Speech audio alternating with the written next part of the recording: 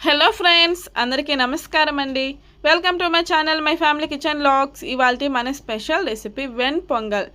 Just 10 నిమిషాల్లో చేసుకోవచ్చు అండి. చాలా సాఫ్ట్గా టేస్టీగా ఉంటుంది.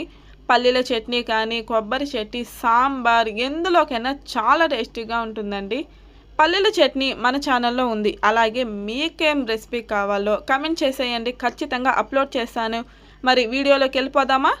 ముందుగా వీడియోలో చూపించినట్లుగా నేను ఈ గ్లాస్తో 1 గ్లాస్ రైస్ అలాగే 1 గ్లాస్ పెసరపప్పుని తీసుకున్నానండి.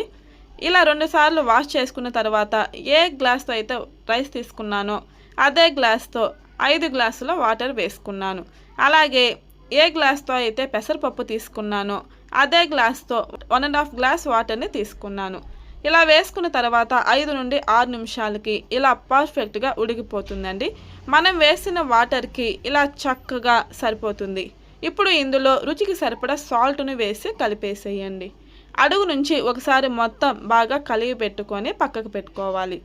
ఇప్పుడు స్టవ్ వెలిగించి ప్యాన్ పెట్టుకొని 2 టేబుల్ స్పూన్స్ ఆయిల్ వేసుకొని హీట్ చేసుకోవాలి. ఆయిల్ హీట్ అయిన తర్వాత 1 టీ స్పూన్ ఆవాలు, జీలకర్ర, శనగపప్పు వేసి వేపుకోవాలి. ఇలా వేపుకున్న తర్వాత 2 ఎండుమిరపకాయలు, 4 పచ్చిమిరపకాయలు కట్ చేసుకొని వేసుకోండి. అలాగే 1 టీ స్పూన్ అల్లం తరుగు, అలాగే 5 నుండి 6 జీడిపప్పు పలుకులు, 1 టేబుల్ స్పూన్ మిరియాలు వేసి వేపుకోవాలి. మిరియాలు అలాగే జీడిపప్పు, అల్లం పచ్చివాసన పోయేంత వరకు వేపుకున్న తర్వాత చివరిగా కరివేపాకు వేసి కలిపేసేయండి. ఇందులో ఇంగువ కూడా వేసుకోవచ్చండి, ఆప్షనల్ అది, కానీ ఇంగు వేయడం వల్ల కూడా టేస్ట్ చాలా బాగుంటుంది. ఇలా వేపుకున్న తర్వాత పొంగలిలోకి వేసుకోవాలి.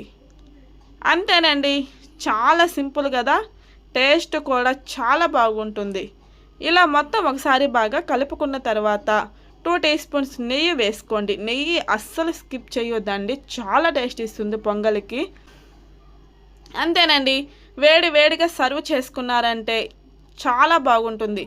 మీరు ట్రై చేసి ఎలా వచ్చిందో కమెంట్ చేసేయండి. అలాగే లైక్ చేయండి, షేర్ చేయండి. మరిన్ని సింపుల్ రెసిపీస్ కోసం మా ఛానల్ని సబ్స్క్రైబ్ చేసుకోండి, అలాగే ఫాలో అవ్వండి.